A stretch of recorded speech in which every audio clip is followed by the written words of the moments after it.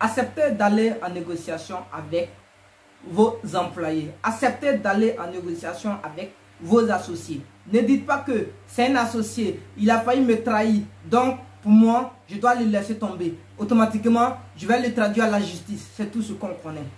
On ne sait pas comment il faut déjouer certaines stratégies avec certaines personnes pour évoluer. Vous savez, par exemple, je prends le cas de la Côte d'Ivoire. Il y a plein de Libanais qui pouvaient envoyer des petits Ivoiriens en prison. Mais ils ne le font pas. Parce que ce sont ces petits qui font qu'aujourd'hui, ils ont des milliards dont on parle. Le voici, formateur et conférencier, apprendre les méthodes de production et de vente, devenir éleveur grâce à notre école de formation en élevage en ligne. La théorie avant tout. Va en formation professionnelle premier et tu deviendras un éleveur formidable grâce à sa compétence. Si vous travaillez avec des gens aujourd'hui qui vous ont trahi, par exemple, ne cessez pas de travailler avec ces dernières. Essayez de chercher des terrains d'entente. Je dis bien, essayez des terrains d'entente pour travailler ensemble. Parce que sans la guerre, il ne peut pas avoir de paix. Pour une paix durable, il faut une guerre. Travaillez avec les gens. Vous pouvez avoir des discours, vous pouvez avoir des disputes, mais n'évitez pas d'aller au dialogue. Dialoguez, trouvez-vous des terrains d'entente et continuez à travailler ensemble. Vous allez voir que chacun de vous va se ressaisir et prendre le travail au sérieux sans qu'il y ait des démêlés. Mais lorsque vous vous laissez tomber, demain là, allez cultiver encore le même scénario avec les autres personnes, ça va devenir encore autre chose. C'est pourquoi il faut pardonner, il faut tolérer, il faut aller en paix. Allez en paix, allez-y. Partir à la réconciliation, c'est d'aller avec celui avec qui on a eu à faire la guerre. Parce que un être humain, c'est celui qui se doit un raisonnement. Il faut arriver à raisonner. Il ne faut pas dire non qu'aujourd'hui, moi je vais dire ce qui est important, je vais dire les choses pour tout gâter, je vais donner le nom de chaque chose pour qu'on s'en débarrasse, pour qu'on quitte. Mais si tu veux faire ça, c'est que tu ne vis pas. Ou bien tu ne fais pas partie de la vie. Parce que, pour finir, les choses vont s'entasser sur toi. Tout va s'écrouler sur toi. Tu ne sauras pas comment avoir des idées. L'autre personne qui va venir avec toi là, quel que soit Alpha, quand tu vas lui parler, il ne saura pas où tu es quitté, où tu vas aller. Mais celui qui a commencé avec toi, il saura où tu es quitté et il saura comment, où tu vas. Il saura qu'est-ce que tu as fait pour y arriver là. Vous comprenez? Mais celui qui va venir tomber au milieu là, il ne saura pas où tu es quitté, il ne saura pas où tu vas. Pour lui, il va tourner en rond. Tourner en rond, ceci va retarder ton business. Pour finir, business mort. Et c'est ce que plusieurs personnes africaines font. Plusieurs personnes africaines font ça. C'est pourquoi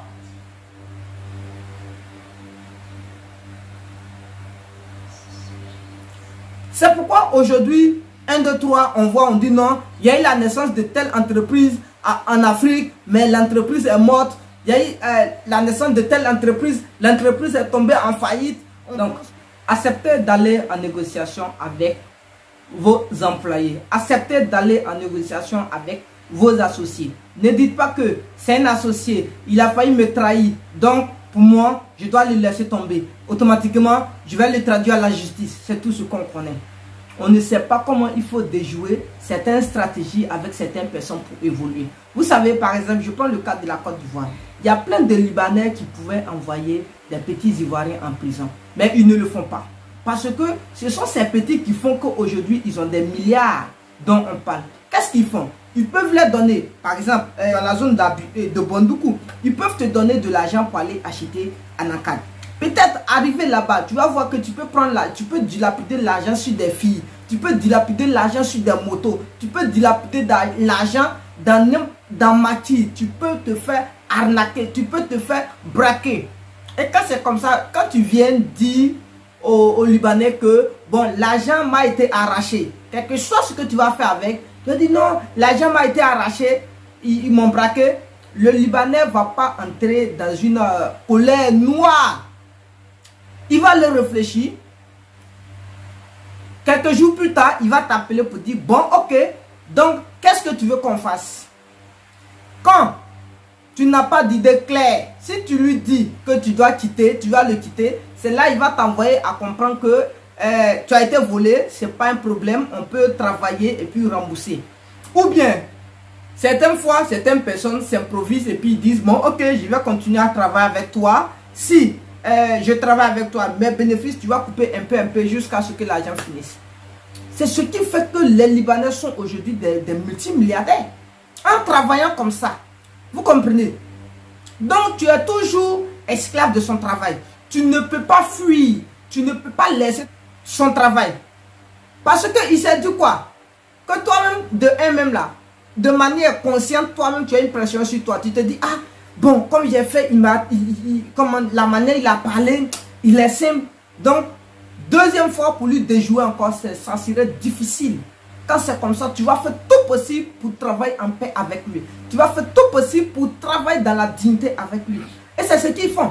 Pour nous, si c'était un Ivoirien, on a vu les petits Ivoiriens qui travaillent avec les Ivoiriens chefs d'entreprise dans ce genre de choses de pistes, acheter des cacao, acheter d'anacat, acheter des café cacao.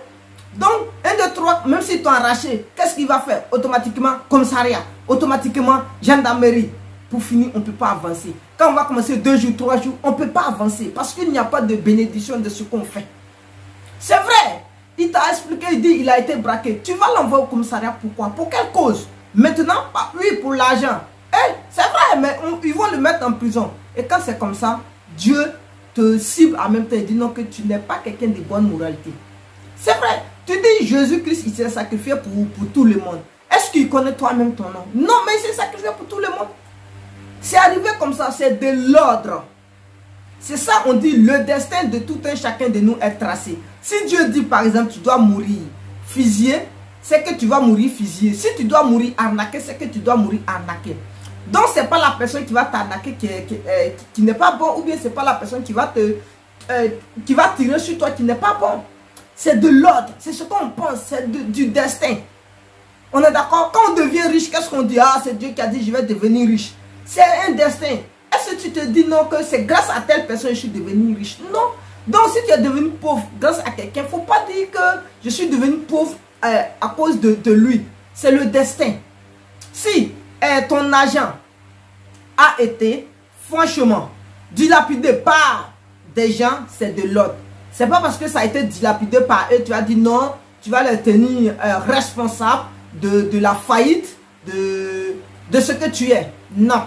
De la faillite plutôt de ce que tu fais. Faux. Pas tout à fait d'accord. Donc, vous voyez, c'est pour ça les Libanais, les Mauritaniens, etc., tous les étrangers sont devenus des multimilliardaires. Parce qu'ils ont bien compris le système. On peut être dans des problèmes sérieux plutôt, où on peut utiliser l'argent sans même te dire la vérité, parce que la personne ne connaissait pas tes intentions. D'abord. Et après ça, tu peux le faire raisonner. Ah, pourquoi tu as fait ceci? Ok, mais il fallait me dire, d'accord, il n'y a pas de problème. Mais pour toi, maintenant c'est un moment pressant pour moi. Il faudrait que je trouve de l'argent pour faire telle chose. Tu veux qu'on fasse comment maintenant? Dis-moi. Et vous allez voir que c'est comme ça les idées vont venir. Parce que la personne aura maintenant le sentiment que toi, comment on appelle ça? Tu connais la nature de l'homme.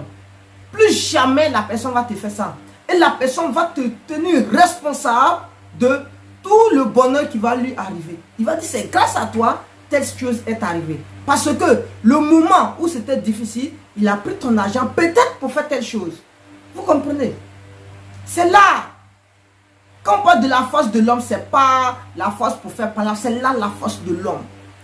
Les petits blancs, vous voyez aujourd'hui, ils sont des chefs d'entreprise. Vous savez combien de fois ils ont été déjoués par leur propre système d'employés? Mais quand même, ils continuent de progresser avec eux. Mais quand nous, on dit non, nous on ne veut pas, 1, 2, 3, je vais te renvoyer, 1, 2, 3, je vais t'envoyer en prison. Ce n'est pas la solution à chose. Ce n'est pas la solution. Je peux comprendre que tu n'as aucun lien avec quelqu'un, tu n'as aucun lien avec quelque chose, il casse ta maison pour venir voler ton argent. Je vois maintenant l'erreur de l'envoyer en prison. Mais du coup, tu travailles avec lui, soit alpha, tu lui as remis l'argent, tu n'as pas dépensé ça de manière honnête, ça ne sert à rien de dire non, je vais faire appel aux autorités. Pour moi, il faut aller en paix avec lui. Il faut aller à la discussion, à la négociation, trouver un terrain d'entente pour que ceci ne se répète plus jamais dans votre entourage. Mais sinon, si tu essaies de faire appel aux autorités, peut-être celui-même qui va venir serait 2 fois dangereux que celui-même tu as chassé, tu viens de chasser. Oui, c'est comme ça. Parce que là, maintenant, c'est Dieu qui parle. Vous ne savez pas. Pourquoi, quand quelqu'un tue quelqu'un automatiquement, on dit non, il ne faut pas le tuer. Et quand l'esprit meurt dans des conditions de vengeance, l'esprit se multiplie par 2 et ça tombe sur quelqu'un d'autre qui devient 2 fois plus dangereuse que celui que vous avez tué. Vous voyez? Est-ce que vous comprenez? Écoutez, je dis, quand quelqu'un tue quelqu'un, pourquoi on ne le tue pas automatiquement et on dit non, il ne faut pas le tuer, on doit le mettre en prison? Pourquoi le mettre en prison? De un, ça devient une charge. Le mettre en prison, ça devient une charge parce que tu dois le nourrir, tu dois prendre soin de lui. Quel que soit Alpha, tu dois le nourrir, prendre soin de lui. Tu vas jouer sur sa santé pour ne pas que quelque chose de mal lui arrive. Mais pourquoi tout ça? Tu dis il t'a fait du mal, mais maintenant tu le prends et tu canalises tous ces gens de problèmes. On peut le tuer, mais pour ne pas que l'erreur qu'il a commise soit déjouée aussi sur une autre personne. À double reprise. Vous voyez? Pour ne pas que quelqu'un n'ait avec l'esprit qui serait 2 fois plus dangereux que lui, son esprit.